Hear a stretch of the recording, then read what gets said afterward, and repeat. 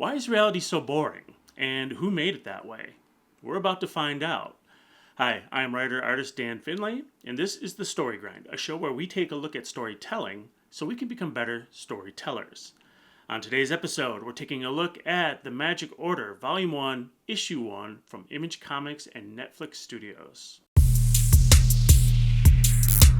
The Story Grind is brought to you by the stories that I make. Get one of my digital mini comics for free when you join the newsletter and get monthly updates on my writing journey. If you want to see more of my work, check out my novels on Amazon and my comics on Gumroad. Links are below. Don't forget to like and subscribe to the channel. Your support means a lot, especially to a small channel like this. Alright, so here we go. Here are the credits for this issue. It is published by Image Comics and Netflix Studios, and I believe this is the first property that Mark Millar sold to Netflix. This was published back in 2018. This issue is 28 pages long, and it runs for 6 issues.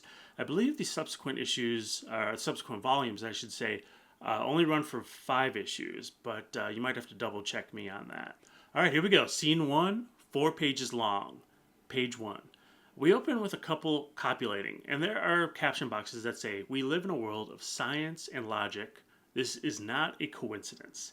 Now, this is actually a theme that Mark Millar, I was going to say he touched on it before, but actually he will touch on it again in a crossover series that he eventually does called The Big Game, which kind of plays with the ideas that our world is intentionally without superheroes. That is by design from one of the antagonists in The Big Game. So we kind of see him kind of looking at this theme over and over again, that I think his statement is essentially, our world is pretty boring. Why don't we have magic and superheroes? It's because somebody intentionally has removed them. So it's kind of an interesting concept, but it's definitely something he revisits over and over again. But let's get back into this page, which is, we see a 3/4 splash page outside of the couple's apartment where 2 shadowy figures watch from across a rooftop. We can only see their backs at this point. One of them wears a triangular pirate hat. I kind of want to call it a Corsair hat, but I think a Corsair is also a pirate, so I'm just going to call it a pirate hat. One of them wears a triangular pirate hat. They obviously can't see into the apartment, but somehow they know what's happening. One of the characters asks if the home is secured with any defenses. Page 2, we get a shot of a magic wand sparking to life in the hands of Mr. Pirate Hat. He doesn't really have a name in this issue, so I'm just going to call him Mr. Pirate Hat for the purposes of this video. So Mr. Pirate Hat says, yes, the home is secured, but he can get around it by possessing a child in the apartment. Panel 2 is this great silhouette of the child's head in a very sort of bluish gray room, but the window behind the child is in this sort of this pastel pink. Great color scheme, and the silhouette is really a nice way of showing the child is possessed, or at least something dark is about to happen. So the child walks downstairs and grabs a kitchen knife. Okay, page 3. The child enters the room, crawls up the bed, and we have this shocking moment where the possessed child drives a knife through his father's head. Pretty grotesque and shocking. And what a great way to open up a story, especially a sort of magic horror story. And this is one of the things that I think makes the Magic Order stand out to me. It combines magic and horror, and I really like both of those genres, so this is right up my alley. Page 4. The mother wakes up and looks across the bed to see her child straddling the corpse of the dad. The child has these soulless eyes, and it's so well rendered. A great shot and great rendering. Really kind of drives home that like creepiness of a possessed child. And to add to that creepiness, in the next panel, the child puts a finger up to his lips as if to signal for the mom to be quiet. Such a great horror moment. We finish off this scene with the 2 figures across the way who are on the rooftop saying it's over. And as they float away, they say, "The first wizard down." So this is the opening scene to what is a 6-issue story. This is very much a cold open, like you'd see at the beginning of an episode of like Law and Order SVU or something along those lines. The crime has been committed, and the rest of the episode is the protagonist attempting to find out who did it and why. Let's focus in on the first scene and figure out what it's doing right. First, it does a great job of setting the tone. This is not Harry Potter, right? This is not Lev Grossman's The Magicians. This is a more grown-up version that has some twisted horror undertones in it. We establish a villain, who I call Mr. Pirate Hat, whose face we haven't seen yet, and we've established some rules. One, they've killed a magician by possessing a child. Two, the apartment had some protective wards cast around it. And three, having a child kill their parent with a knife through the head is pretty brutal. So this story is telling you right at the beginning that it is not going to pull any punches. Let's talk about the art, which is incredible. It's so well rendered. Lots of fine line hatch marks, and I think as we go through the book, the artist makes some huge leaps with their craft. Let's talk about the concept. Who's killing wizards and why? Sort of like a Harry Potter meets Law and Order. And I think that's a really smart setup. All right, let's talk about the conflict. The scene obviously starts off at a positive, and then ends on a negative after the father is killed. It's a very traditional cold open story. A murder has happened outside the world of our main characters, and now we're going to go to our main characters and see how this affects their world and see how they solve this mystery. Scene 2, 3 pages long, page 5. We start with an opening shot that looks like Los Angeles and a caption that says Cordelia Moonstone.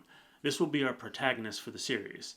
She's in the back of a cop car that's driving down the highway, and one of the cops says, "What kind of person gets arrested at a 5-year-old's birthday party?" So the next shot shows us Cordelia in the back seat of the cop car, handcuffed and looking a mess. She answers with, "The magician, obviously." Such a great line, very funny. I really love how panel 2 is drawn. It shows Cordelia as just with hair in her face and sort of hunched over in the back seat of this cop car. Part of her coat is just sort of hanging off her shoulder. Such a great introduction to this character and her flaws, really, kind of putting them up front. As like the first thing we see. I want to talk a little bit more about introducing a hero through their flaws a little bit later in the video. Okay, page 6. Cordelia was arrested at the kid's birthday party because she hooked up with the dad and was caught by the mother, and they got into a physical altercation. Cordelia admits that the moral of the story is to not pour vodka on your breakfast cereal. Another great insight into her flaws as a character. The cop reads her business card, which says children's entertainer, stage magician, and professional escapologist. And he says, "Is escapologist even a thing?" She says, "Look in your mirror," with sort of the sly smile. Page 7. A shot of the rearview mirror shows her hopping the median on the highway outside of the car. The cop car screeches to a halt, and the cops look into the backseat to see an empty pair of handcuffs. One of them says, "How did she do that?" I think this scene is incredibly well done. What did we learn in these 3 pages? We were introduced to our protagonist. She's being arrested by the cops, which invites her to tell the cops and us about herself. We learned that she has some serious impulse control issues, as well as being a bit of a mess of a human being. We learned that she's a magician, not just an entertainment magician at a birthday party, but she's in reality a real magician. And it's all being executed in a humorous way. I really love it. So well crafted. We learn what we needed to without a lot of fat, but it didn't feel rushed. It's only 3 pages long, which is amazing. So let's look at the conflict in this scene. We start off immediately with Cordelia in the backseat of a cop car, so it's a definite negative. She's imprisoned. By the end of the scene, she is out of the cop car and running away, jumping over the median of a highway, which is kind of hilarious too. So definite positive for Cordelia. So the scene goes from a negative to a positive. Scene 3, 3 pages long, page 8. We get this caption, Leonard Moonstone. So we're jumping to all these different characters that are very important to the story, and it appears that they're all related. We open up with an old lady holding a revolver and asking, "Are you ready?" Leonard Moonstone holds his hands up. He's dressed in a tux and top hat and has a red curtain behind him. He's obviously on stage, and this is some kind of magic trick. We get a wide shot of the auditorium, and the audience is watching a performance. The old lady fires the gun, and at the very end of this page, we have this really great illustration of a gun going off. So there's something that strikes me as a little odd on this page. On panel 2, Leonard stands with his hands up, but he's drawn as a bus shot breaking the panel borders above and below. He kind of looks like a disembodied torso. It's a strange choice, and I wonder why the artist did this. I think it would have worked better if he had broke the top of the border, but his lower half was cut off by the frame of the border. So page 9, Leonard catches a bullet in his teeth and says farewell to the audience. The show is over. He walks backstage to see his son Regan waiting in the wings. Regan asks if the lady was a good shot for Leonard to catch the bullet in his teeth.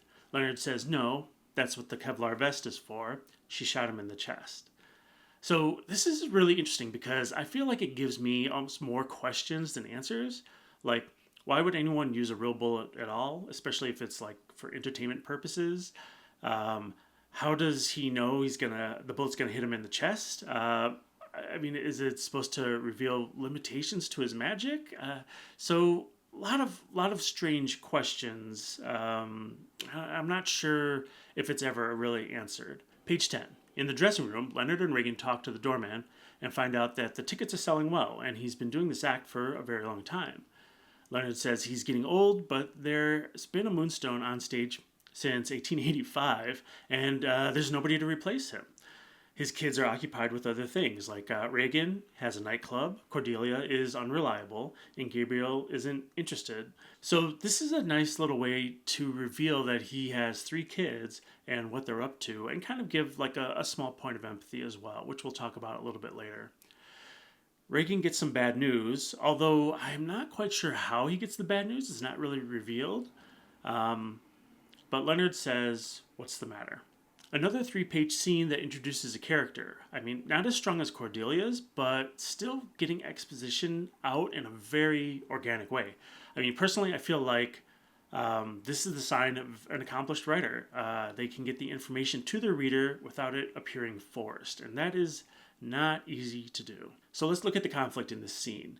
We started off with the performance, everything's fine, and the scene ends with Regan getting some bad news that he passes on to his father. So I'd say this scene goes from a positive to a negative.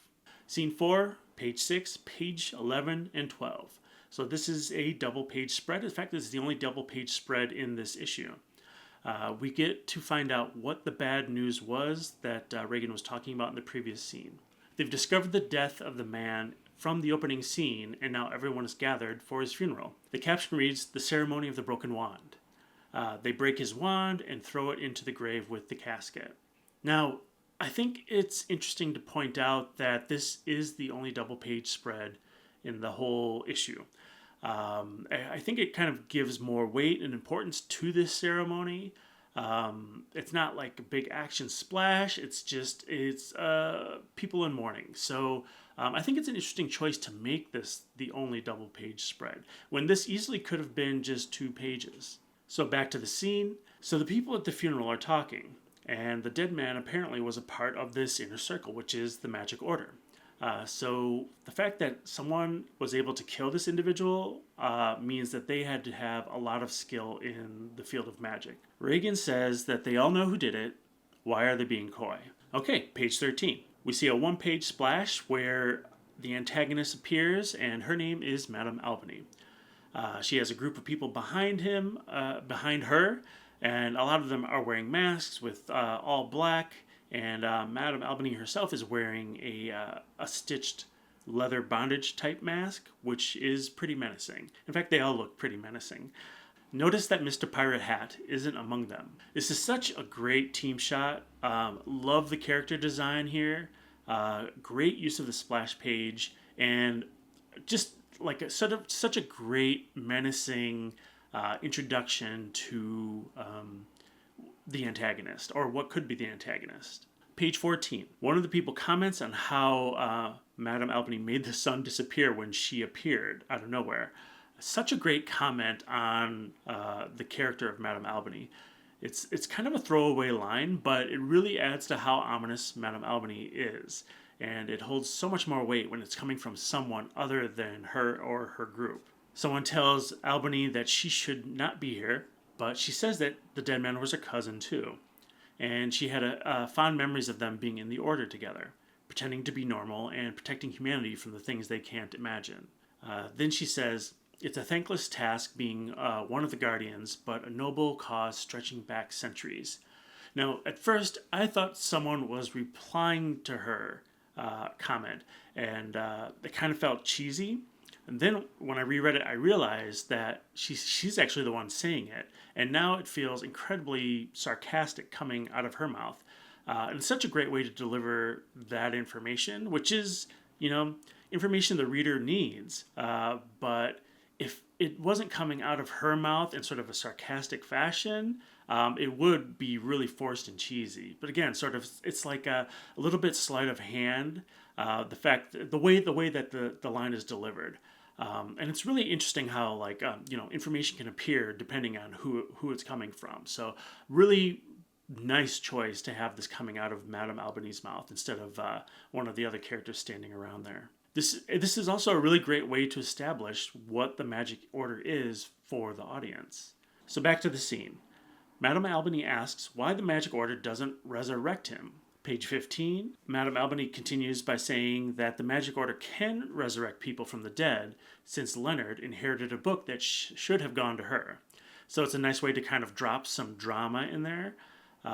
So there's definitely some history between Madame Albany and Leonard and the Magic Order, which it's kind of nice to kind of see that as a little bit of an undertone in a story. It's like something that you didn't necessarily see on the page, but it's there. It's nice to see that the writer is thinking about that. Page 16, they tell her to have the decency to leave, and one of her colleagues shapeshifts into the dead person and mocks them in front of the dead person's widow, which is pretty cold, but they eventually leave. Now that Madame Albany is gone, Regan tells Leonard that he thinks they are making a move and they're not even hiding it, and Leonard agrees. Page 17, Cordelia arrives to the funeral late, apologizing, but Leonard doesn't want to hear it. Again, this is a great way to show that Cordelia is irresponsible and unreliable. Leonard asks Regan to check on Gabriel, which is Leonard's third child. So let's look at the conflict in this scene. We start off with a funeral and a ceremony, and then we have an introduction of what is probably most likely the antagonist. I mean, there's no better way to say that you're a bad guy than to morph into the corpse of a dead person and then mock that in front of the widow, right? So that's obviously the bad guy. I don't know how much more clear you can make it. Maybe you can have him kick a dog on the way out. I don't know, but yeah. So you would almost think that this starts on a negative and kind of ends on a negative, but the truth is, they in the idea of a mystery, we have gotten one step closer into solving who might have murdered this man, this wizard, as they say.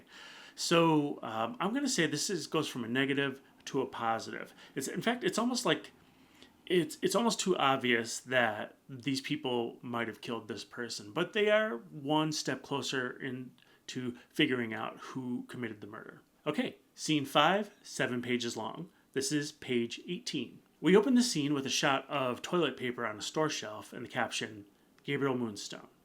Regan says, I don't know how you live like this. What do you call it again? Gabriel says, shopping. Regan replies with, soul destroying. Got a nice chuckle out of that. Really nice joke. So Regan has this kind of cone of silence around him and Gabriel as they walk and talk because Gabriel has told his partner, Louise, that his old life of magic was behind him. Gabriel regrets that he couldn't make it to the funeral. Page 19. Gabriel says that his life might be dull and boring, but he thinks it's pleasant. Regan says that Gabriel was the best, and Gabriel says not when it mattered. I want to make a side note on the groceries in this store. I've drawn groceries on the shelf before, and man, it is a pain. The backgrounds are always filled with boxes and cans, and I'm trying to make them look neat and on a grid, yet not carbon copies. And then coloring all those lines and all those labels and all those logos and all those designs. It is a pain. The artist does a great job here, but I am always shocked at how banal environments like this can really be such a hassle to draw. All right, back to the story, page 20. We find out that Gabriel is blaming himself for the death of his daughter, and that if he was a boring person, then she'd still be alive today. Regan wants him to come back to the Order so he can be protected, but Gabe refuses. Regan asks if he misses all the wonder. Page 21. we flash back to a splash page of some strange dead giant monster with tiny people in the foreground. It's a weird cutaway, but it'll make sense in a minute. Page 22. We see a shot of some people and a young Gabe holding his father's hand as he's amazed by what he sees. We flash forward to present day and realize that we were in Gabe's memory. He says, never, in answer to Reagan's question about wonder. Reagan leaves, saying, you know where we are if you change your mind. Page 23. Even though Reagan has left, we jump back into the flashback, which I'll say is a strange move to me. And I'll talk a little bit more about that in a bit.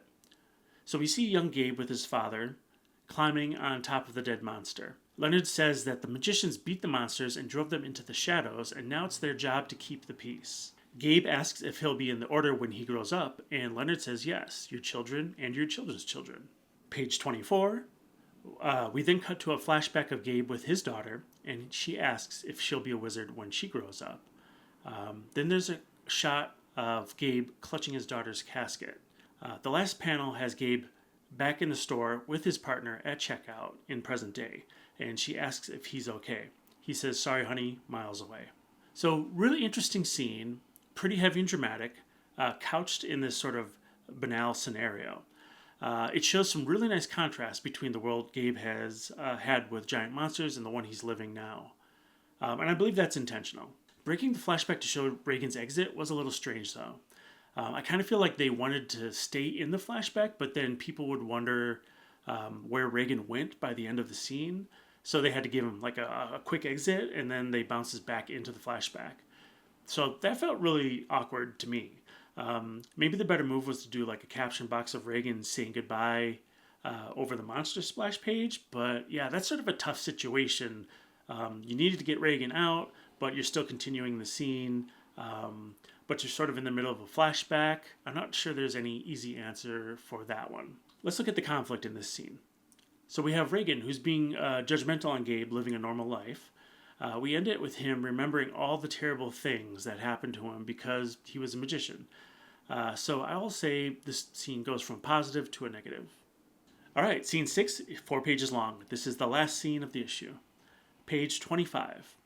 We get a caption that says San Francisco with a shot of the city. Someone is saying that his mom's decorations were different the last time he was here, and something is weird. Inside the apartment, we see a magician helping remove a curse from an older lady. Her son continues commenting on how things in the room look different. Page 26. The magician realizes that they've walked into a changing spell, and that in less than a minute, they won't exist. Someone else will live there, convinced that they have always lived there. The walls and the beds start to morph with a very interesting effect. Page 27, the apartment is now changing into cubes and rearranging itself. The magician realizes that he's dead, essentially, and curses out whoever is casting this spell at them. The room changes, and we see 2 different people from behind sitting on a couch watching TV, talking about what they want to watch next. Page 28 is a splash page. We're now in front of the people on the couch and see Mr. Pirate Hat standing behind them. They're completely oblivious to him being there. He was obviously the one who used the changing spell. So this is the first time we actually see his Mr. Pirate Hat's face, and it is masked. So we don't exactly know who it is yet. Again, very cool character design. So this page ends with a to be continued. Notice how there's no suspense ending in this issue as compared to the other issues we've looked at in other videos. I mean, this one feels more like a chapter than a serialized story that wants to bring you back for more. Really interesting. And we'll kind of talk a little bit about that in a second. But first, let's look at the conflict. So it starts off with sort of magicians living their everyday life, trying to cure an older lady, ends with them dying, essentially. So I would say this scene goes from a positive to a negative. But that's really interesting because if you look at the previous scene with Gabe, that went from a positive to negative. And usually the next scene will follow sort of the opposite. It'll go from a negative to a positive. But this is the last scene of this issue. So you can't really end it on a positive. That would be really strange. In fact, because this is a mystery, we sort of get a repeat of the very opening scene. So this is sort of like a, almost like a bookend, a murder at the very first scene and a murder at the very final scene, sort of re-ups the stakes for us and reminds us all that yes, murders are still happening, and a mystery still needs to be solved. So let's take a 10,000 foot view of the story and how it's laid out. So we have a total of 6 scenes flowing from positive to negative and negative to positive, except for those last 2 scenes, which both end on a negative. We have a murder at the very first scene and the very last scene. That gives us only 4 scenes where we get to see, where we're actually introduced to all these characters. And I think that's sort of a big challenge, because if it was a single hero journey where you were only following one character, it would be a little bit easier to pull off. Let's say like a Sherlock Holmes. But we have a total of like 4 characters, the Moonstone family. And so it becomes an ensemble piece. And ensemble pieces, as I've said before, are not in my wheelhouse. So it's really interesting to see how this is sort of structured in such a short amount of time. Again, sort of 3 pages to introduce Cordelia, 3 pages to introduce Leonard, and then we get a funeral scene, and then sort of actually it's more like 7 pages to introduce sort of the third child, which is Gabe. Really, not a lot of time dedicated to showing them, their flaws, and their points of empathy. All incredibly well done.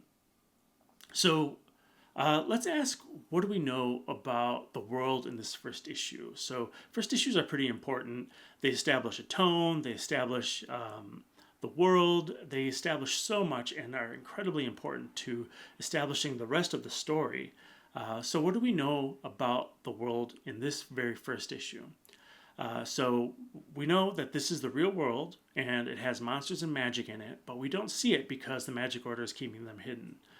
We know that the magicians use wands, right? They're not using like casting like spells like they would be in like maybe the Wheel of Time books, or maybe using incantations as they would. I think the magicians kind of has them just sort of saying words. They don't usually use wands. So kind of establishing that rule with these magicians, right? We've established that nobody is all powerful and that there are different skill sets within this world when it comes to magic. Some are really good and some are really terrible. Magicians can die in a very creative way.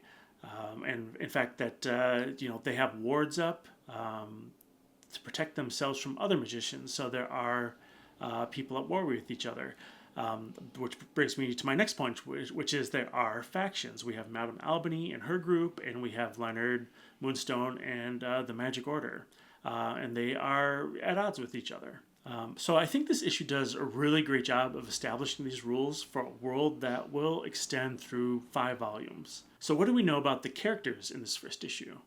So it's an ensemble piece, so we only get a few pages of each character, but all the major players have been shown at this point.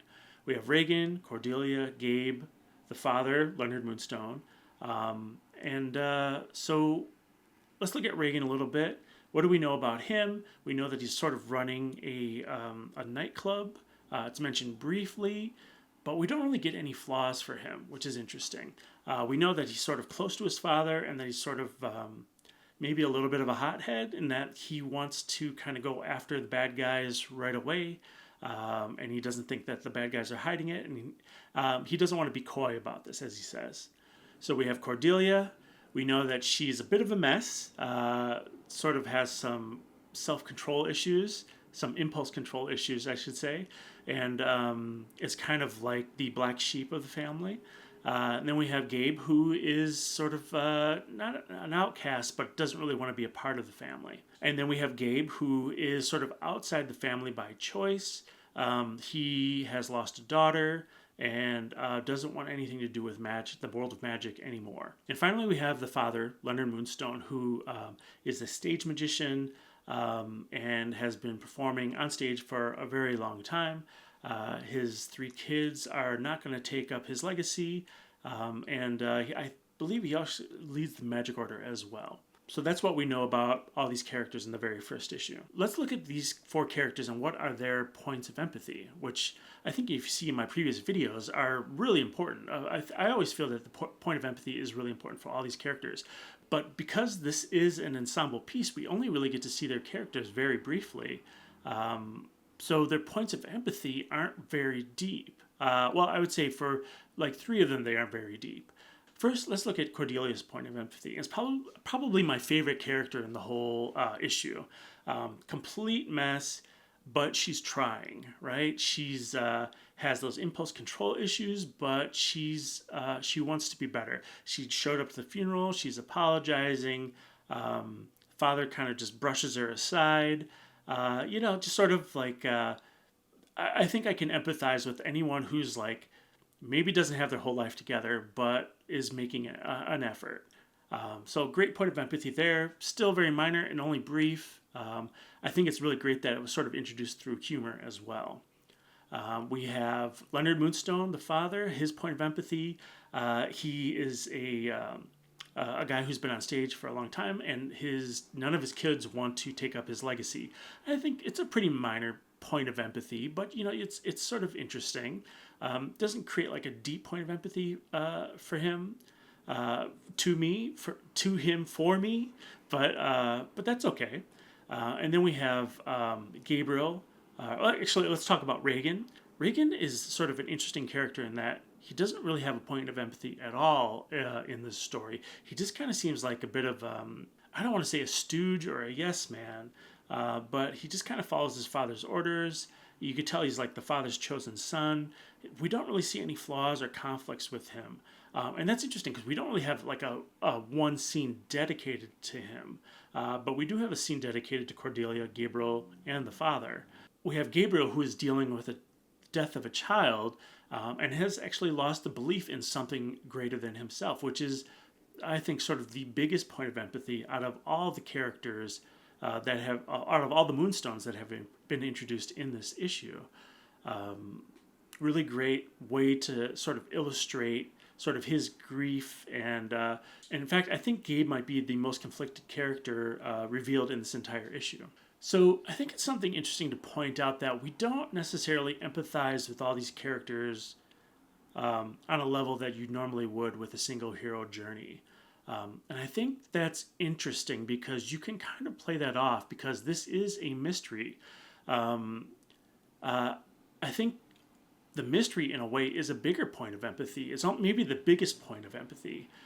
There's a question that's been dropped on the audience. Who's killing magic users? And I think that's why mysteries tend to be so successful in contemporary storytelling, at least. I mean, in any kind of detective mystery, the concern isn't really for the detective, but it's more about like, hey, how do we answer this question? And I think it kind of appeals. It's almost a bit of a mental puzzle that's asking you to figure it out. I think of shows like Law and Order, and I don't really care about the characters after watching them in the beginning, but I grow to care about them actually as the seasons progress. But it's really the mystery that kind of brings me back for more.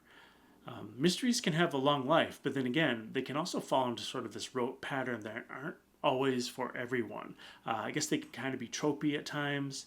And I know a lot of people who just outright hate mysteries because they're so formulaic. So what are the stakes in this issue?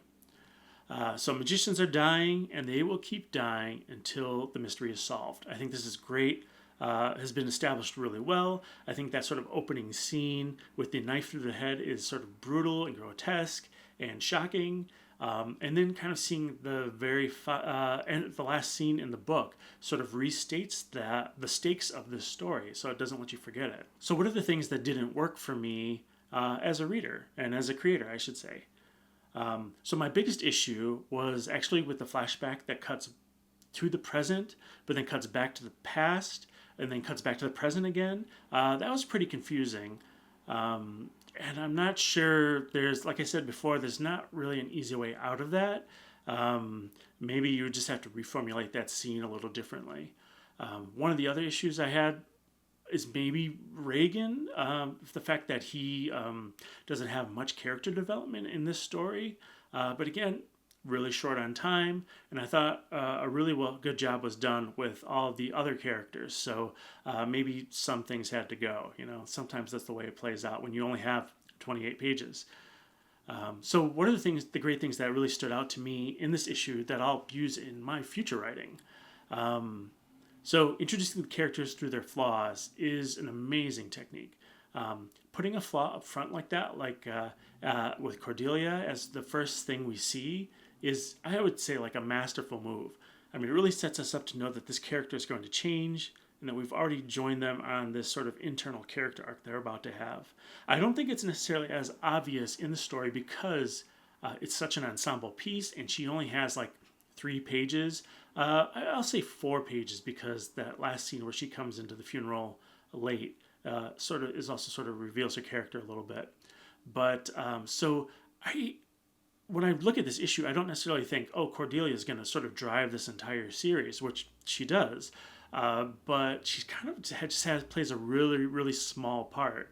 And in fact, if there's any standout character in here, I would actually say it's Gabe, because he has such a deep point of empathy, and he's actually had more time dedicated to his story than everyone else.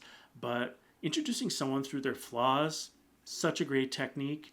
And I would love to use that in one of my own stories. And the fact that it was introduced in a humorous way is, like, again, I'll say it's a masterful move. I think it's a strategy worth copying in my own writing. All right, that's it for issue 1, volume 1 of The Magic Order. Again, I am writer and artist Dan Finley, and this is The Story Grind. Please, please, please like, follow, subscribe, and share with your storytelling friends. Let's build a community together where we can get better together as storytellers. That's it for me. I will see you next week. Thanks so much, and take care.